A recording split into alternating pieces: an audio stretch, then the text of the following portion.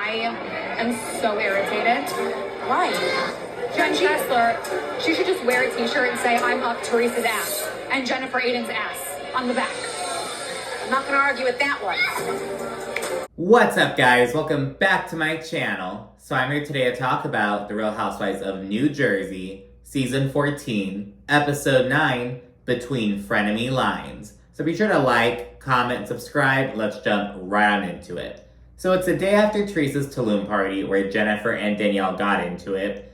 Understandably, Teresa's really upset how it all went down. And as we saw in the last episode, Teresa quite literally just missed, the physical altercation aspect. She was standing right there, but she, turned away for, a second. And that's when Jennifer pushed Danielle, and when Danielle got her plastic cup and crushed it against Jennifer's head. And I say it like that because it's she didn't just throw her drink on Jennifer. She quite literally hit Jennifer with her actual drink. It was just a drink throw, you know what I mean? But she didn't punch her. It was a very specific thing, you know what I mean? She got her cup, which was plastic, a hard plastic, and crunched it against Jennifer's head. As I mentioned in the last recap, you know what I mean? I think there are different things that both parties could have done. Jennifer does have a history of kind of escalating these altercations. She's done it with mostly Melissa Gorga. She's kind of pushed her to that point. She also almost got into it with Dolores one time. It was just she just has a history of taking things a little too far in the heat of the moment, and Danielle was just the wrong one, basically. And I should also note that I really enjoy New Jersey in general. I really like this whole franchise. I enjoy the cast. And, with that, I enjoy Jennifer Aydin and Danielle for what they bring to the show. But I really like Danielle and how, it feels like a return to, the older Housewives days where it's, especially on New Jersey, we're really seeing and getting to know her family and, the family drama. We're seeing her and her, business pursuits. I loved seeing that party that she threw at the very end. You know what I mean? It seemed like it's such a cool, thing, you know what I mean? So I love seeing Danielle and, her various pursuits and whatnot. I also noticed how at some of her events, she's inviting some of her friends and whatnot. So we're seeing some new faces, some younger people with, little kids and their own little families. I see the potential, you know what I mean? So it's just oh my gosh. But yeah, I do have to say that Jennifer Aydin, she pushes shit to the limit. And it's she's chosen wrong with Danielle. I think that Danielle probably should have, found an alternative way of dealing with that or responding to that. But that was her reaction. I'm not saying it was wrong, but I am going to say that that's probably not the best decision for her to have made in the moment, but I understand it, you know what I mean? But anyways, Teresa really wants to help Jennifer and Danielle make up, you know what I mean? They're her two friends on the cast. And yeah, she's been a bit upset with Danielle recently, but, it is what it is. And by the way, Teresa is really souring her relationships with both Jennifer and Danielle by, not taking a side, basically. It's almost like Teresa's always the one to demand loyalty, and now that loyalty is being demanded of her, she's nope, I'm trying to navigate both ends, much like how Dolores does. But that's Dolores' shtick, and Teresa's shtick has been oh, loyalty, you stand by them no matter what.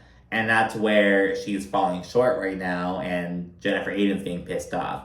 And she probably also feels I've had your back unconditionally. I have felt the need to have your back. And it's you don't feel the need to have mine. What the fuck? So that's kind of maybe where their rift lies. And with Teresa and Danielle, it just kind of seems this is kind of building up for a little bit earlier this season before the fight broke out. There's some disagreement between them. So I don't know. It's is Teresa putting herself on an island? You know what I mean? Because Dolores is very much able to play Switzerland and do her thing. Because she's been doing that from jump. From the very beginning of when she's been on the show. With Teresa, though, it's that's not really your thing. So everyone's kind of what the fuck are you doing? So she's kind of... She doesn't really have anyone other than Switzerland Dolores. But who else does Teresa have in her corner right now? I mean, there's Jennifer Aiden and like Jackie, but I mean, like, come on, they're friends. Come on, you know what I mean? What full-time castmates aside from Dolores, who's pretty much cool with everyone except Jackie. Jackie fucked up with that. It's like Dolores is cool with everyone, and like, you know, you and her have had disagreements in the past. Dolores was like, oh, just cut from a different cloth, you know what I mean? But now it's like, Jackie, you really fucked up, girl. But, you know, whatever. Then we went to Margaret, and we get an update on her home, and people are dragging it online. It's a very, like, not exactly, like, boho chic, but I feel like that's, like, the closest. It's just, like, very maximalist. I don't know how else to put it. Like, maximalism, a lot of, like, patterns, and, like, I don't know. It's kind of tacky, I'm not gonna lie. But it is Margaret's home, you know what I mean? She's gonna do, it's kind of like the symbol, like a Giselle Bryant kind of thing. It's like people hate on the inside of her home, but it's like, you know what? Like, the bitch made the house how she wanted it. I mean, like, if you're happy in it, like, whatever. It's kind of similar kind of thing. Like, okay, Margaret, like, that's what you want, you know, whatever. Yeah, she's been there for like 7 years. She said now it's starting to like really come together how she wants it. Again, just this very boho chic maximalism. I don't even know, girl. Anyway, so yeah, we get an update on that. She's still worried about Joe Benigno's health as well. Later on, I'm just gonna fast forward this a little bit. We learn that Joe Benigno has like some abnormal levels relating to like his prostate, and it may be like an early stage prostate cancer type situation, but they're ordering an MRI, so we do learn that. So we see their reaction. Margaret is like freaking out. You can see how Joe Benigno is also kind of shaken by it, but he like pulls him up together for Margaret's sake, it seems, and he's like, I'm fine, it's all good. But like, you know, it's like, at least if it is something, at least they catch it early, you know what I mean? I haven't seen any headlines about whether Joe Benigno was like diagnosed with anything in real time. I just double checked, so I think it's just like a little health scare. I'm like, okay, like, so we can get back in order, you know what I mean? So, but yeah, it just really speaks like the importance of staying on top of your health. Kind of like, well, shit, I need to see what I can do with my insurance, you know what I mean? See like what tests I can do. I want to get better with like taking care of that. But yeah, no, she speaks to that. Oh, and see Danielle, she's gearing up to host a relaunch party for Bougie Kids. She notes that, you know, they like have a new logo, the website, like there's just been a lot of changes going on with the company. So she's like, let's do a relaunch, a little breath of fresh air type situation. And yeah, she's like reflecting on how much it's grown as well. She notes that like Valentina, who's now 6, she was like a year and a half when like she started really like locking in and thinking about Bougie Kids. So seeing like the progression of it, just like reflecting on that. So it's really cool to see. I enjoy learning about, you know, their family units, who they are, their businesses. Like, I love it. So regarding the relaunch, Danielle's like, you know, obviously everyone's invited except for Jennifer Aiden. And it's so fucking funny because like, she didn't even acknowledge like Jackie isn't invited. Because Jackie Goldschneider obviously wasn't there, but it's like, yeah, everyone's invited except for Jennifer Aiden because of the incident, and then they start talking about that, and like, but it's like, Jackie's like out, girl, like she's like, no one gives a fuck. It's so fucking funny. But anyways, she's reflecting on like, you know, how Jennifer Aiden was like spreading all these untruths about her until he showed her character, and it was just like, she's just done with Jennifer Aiden right now. In fact, Danielle actually speculates that Jennifer may have turned on her, specifically because Danielle didn't go along with like the Lena and Laura drama at her charity event. Because Jennifer allegedly wanted to bring both Lena and Laura with her to VIP. Laura is Margaret's ex-best friend from like childhood, and she stirred up a lot of drama last season. And Lena is like Jennifer's hairdresser or whatever. And so Jennifer's upset with her because of these things. And Jennifer actually confirms this later on this episode. Like, that was like the first red flag, if you will. But, so yeah, she thinks that is why Jennifer is really against her right now. She's like, you know, I didn't go along with her plan. I didn't want to fucking play dirty with her. So now she's upset. Because Danielle's like, you know, I don't want to upset anyone. Like, why am I, this is a charity event. Why am I going to bring this drama up? And so that's why Jennifer's fucking playing all these games with her. And I think that's kind of plausible. Anyways, returning to discussing the relaunch party. Danielle, she notes that, you know, she's kind of thinking about inviting her father, which is kind of hesitant still, but she's like, he's seen this from its very beginning. He should see how it's grown and whatnot. Nate is all on board. He's like, you know, I'm going to take the kids to go see him later. I can invite him and talk to him. He should be there. So we're trying to see some progression with that. And again, it's like, I understand Danielle's hurt, but it's like, you're the one drawing a line in the sand with him. You know what I mean? It's like, he's not doing it, but I get it. Things are complicated, you know, whatever. We then learn that Dolores accepted the offer to join Paul's new electrical company. And I'm like, what do you mean you accepted the offer? I thought you and him were like going in and just starting something together. But now it sounds like, no, this is Paul's thing. He's just letting me on board. It's like, I think it's just a semantics kind of thing. I'm like, Paul made you an offer? I thought you guys were like going in together. I don't know. It's just me focusing on like the wording, you know, whatever. But that's happening. And Laura shares that she is drained from the night before. She called both Jennifer and Danielle because of course she did, Miss Switzerland.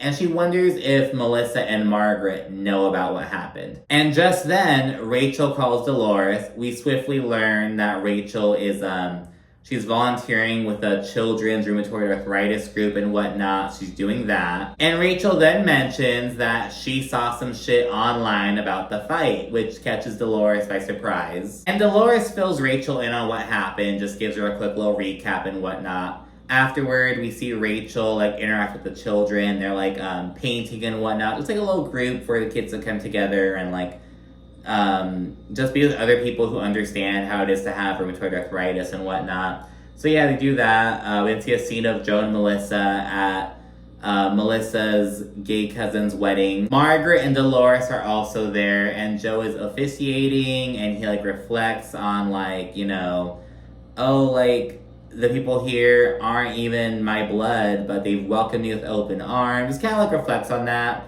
He notes that Melissa's cousin's partner, he has like a similar situation because his family doesn't accept him for being gay, but like he was just welcomed into Melissa's family. So it kind of talks about like how loving the family is, just kind of trying to rub it in Teresa's face a little bit. But and yeah, and while officiating, he's like, I now pronounce you partners in life. And I was like, okay. Like, I think people have wondered, like, oh, is it like, I now pronounce you husband and husband? Or like, you may now kiss the groom? Like, it's kind of like, it doesn't sound as good. It's like, partners in life. Like, husband and wife, partners in life. It's like, you need to have that rhyming to kind of make it connect. I don't know. The next scene involves Jennifer Aiden having both Teresa and Jen Fessler over. And this is where we see some of the rift between Teresa and Jennifer Aiden begin to like show. Jen Fessler is fully on Jennifer Aiden's side. You know what I mean? She's like, oh, everything that you're saying makes sense. If it's true that Danielle was like, you know, paying herself with a charity. And that's another thing. So the allegation, there are a few different interpretations of what's being alleged.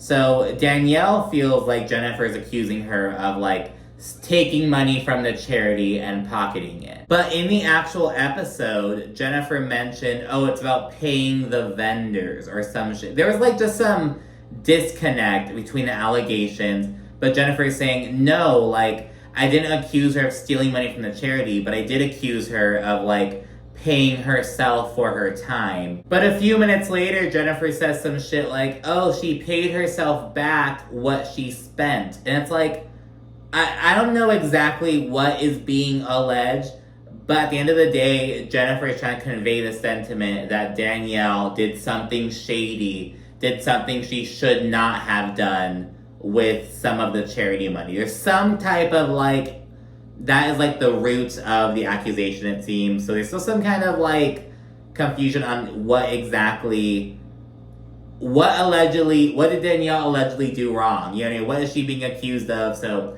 I don't know. There's some mixed signals about that. I think Jennifer Aydin's kind of changing her story as she goes along, you know, whatever. She then says that her reaction was a response to feeling threatened. She's like, I shoved her because she was in my face.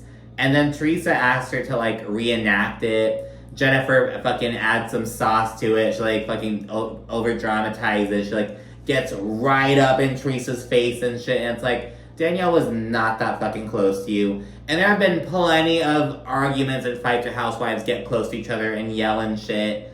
But it's like, you took it that extra step. And Jennifer Aydin fucked around and found out.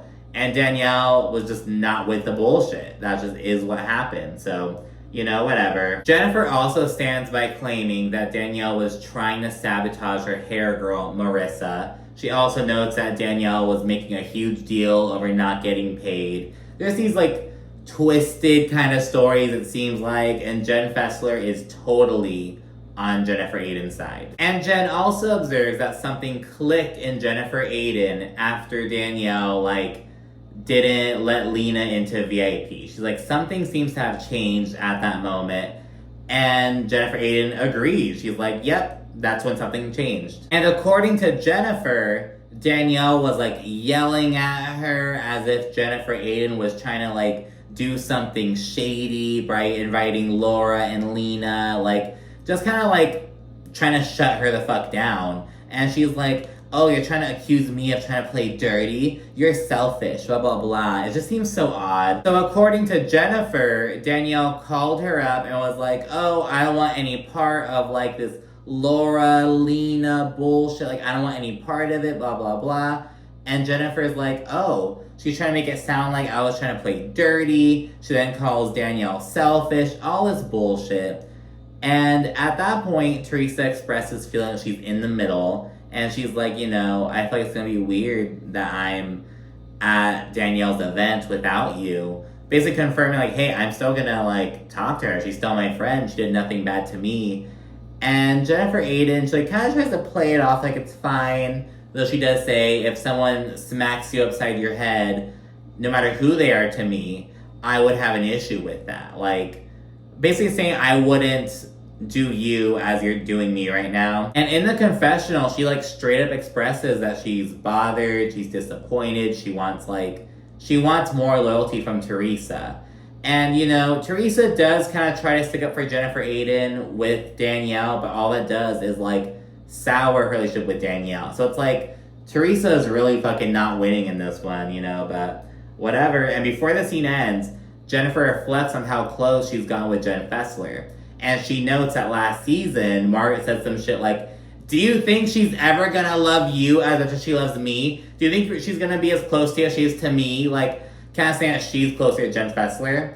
And Jennifer Aydin's just relishing and like, oh, now look how close we are. Now I'm closer to you than you're to Margaret. Like, it's like she only became close to Jen Fessler, like, because of that comment from Marge, it seems like. But, you know, whatever. Margaret, she then gets a copy of Jackie's book, though it's, like, unpersonalized. It's like a very standard, like, as if anyone pre-ordered it. She's like, wow, no, like, personalization, like, to Margaret. You know what I mean? Like, there's nothing in it. She's kind of disappointed in that. We then learn, you know, that Joe Benigno has a little health scare, so that's the rest of the scene. The final scene is Danielle's Bougie Kids relaunch party, and it is so cool. They have, like, this kid DJing. They have, like, this place for, like, airbrush t-shirts to, like, personalize your Crocs, like, take photos, little ball pit, like, they have these, like, they're serving cheeseburgers, and, like, seems so cool. She notes that, like, she really, like, the inspiration for, like, the decor was, like, a Katy Perry cotton candy music video. Just, like, a cool vibe, and it really was that. It seemed like a really cool event. Others begin pouring in. We learn that Danielle's father couldn't attend, he's not feeling well, but the fact that she invited him and he planned to come speaks volumes, so, you know, there's some progress going on at least. Once Jen Fessler arrives, she immediately mentions the incident between Jennifer and Danielle. And, like, Margaret later on, she also, you know, mentioned it to Danielle, but she does it really quickly, kind of like, oh, don't let yourself get down to that level. You have so much going on. You have so many great things to focus on. But we'll talk later. This is about celebrating. Like, a really quick acknowledgement and move on.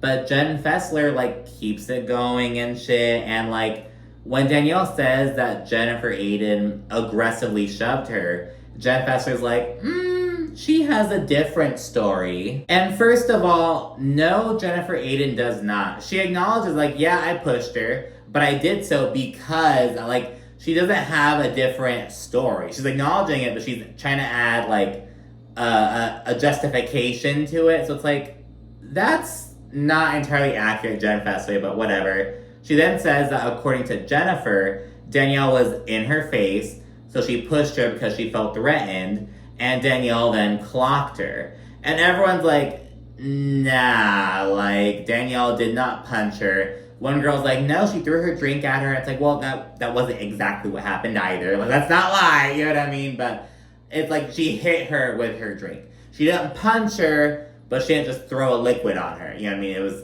something kind of in the middle, if you will. In fact, everyone's like, I think we would know if Danielle punched her. And Danielle's like, yeah, she's lucky I had a cup in my hand. Like, she's lucky I didn't punch her, essentially, kind of laughing it off.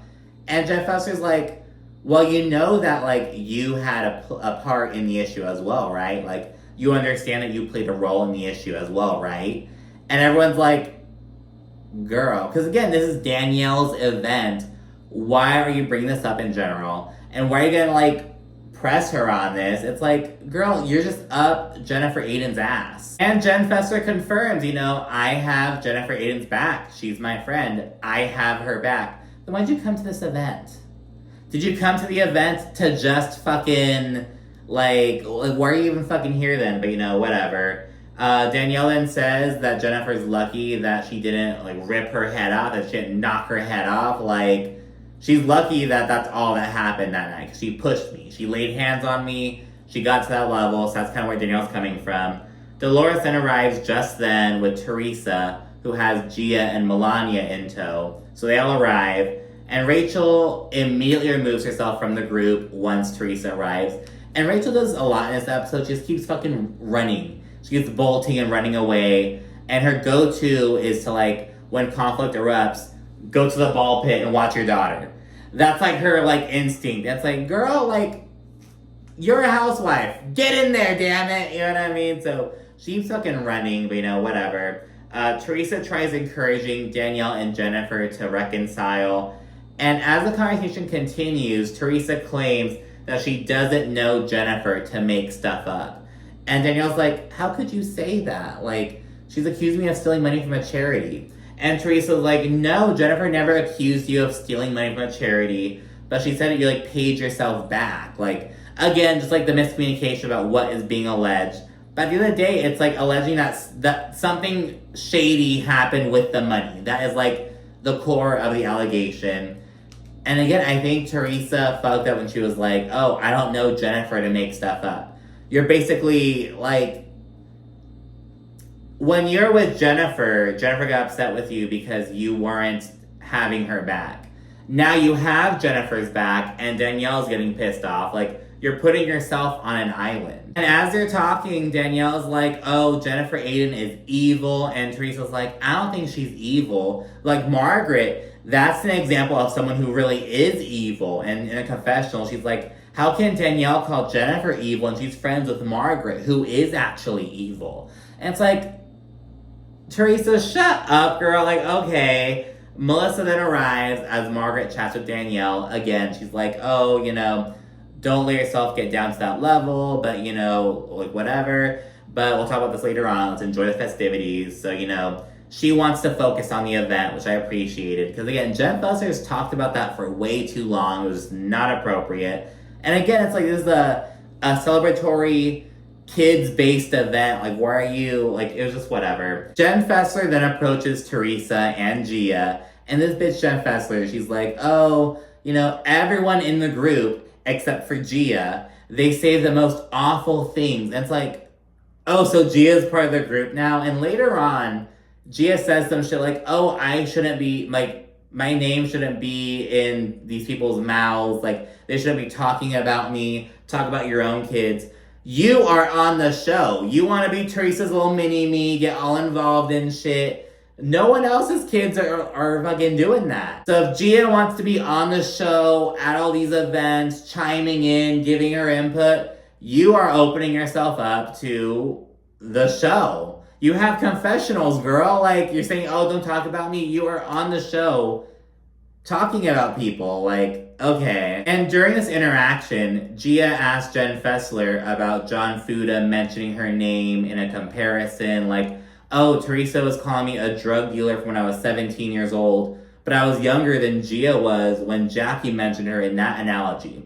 And Gia takes issue with this. He's asking Jen Fessler about that. And Jen Fessler's like, no, he was not bad-mouthing you. He was basically just saying, like, oh, you didn't like it when people talk about your daughter at that age. Why are you talking about me at that age? Like, something along those lines.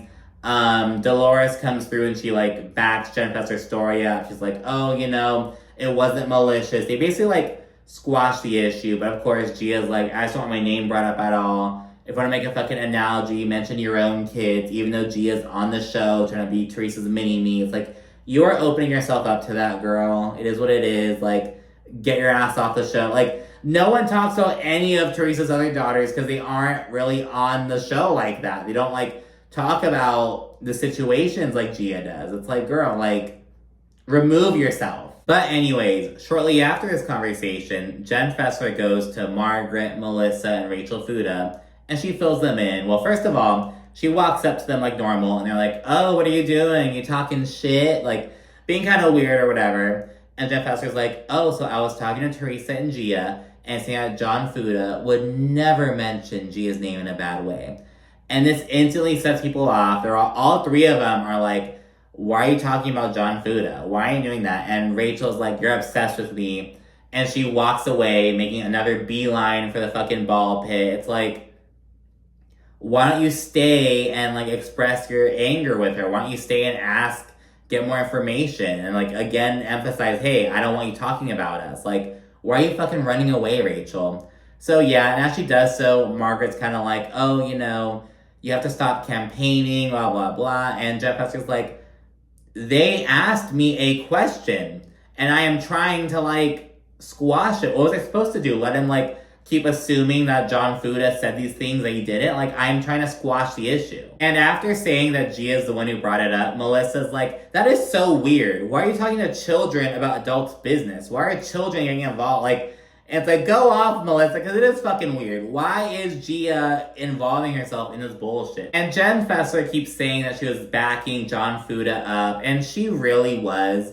But the thing is, it's like, they did express, like, you know, hey, if you want to be cool with them, just don't talk about us. And you keep doing it. And yeah, you're doing it with, like, good intentions.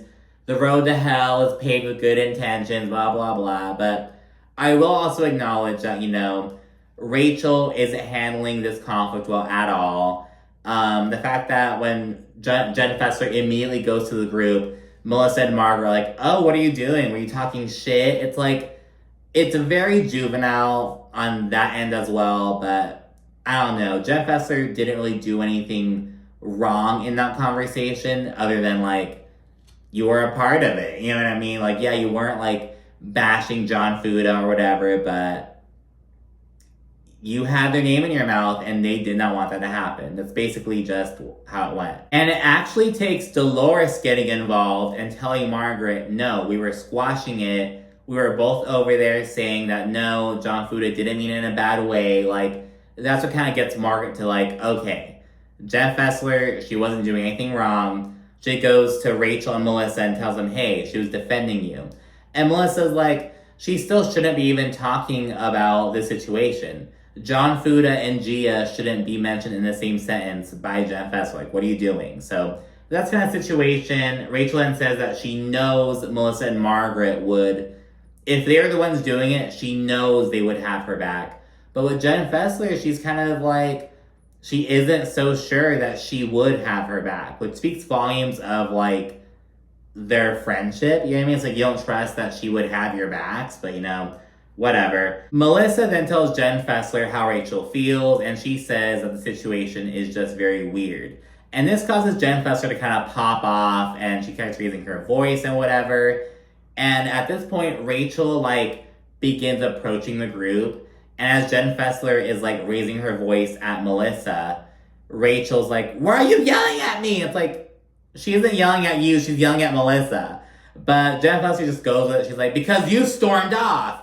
And this causes Rachel to storm off again. She goes and grabs her daughter and heads out. And before doing so, she says bye to Danielle.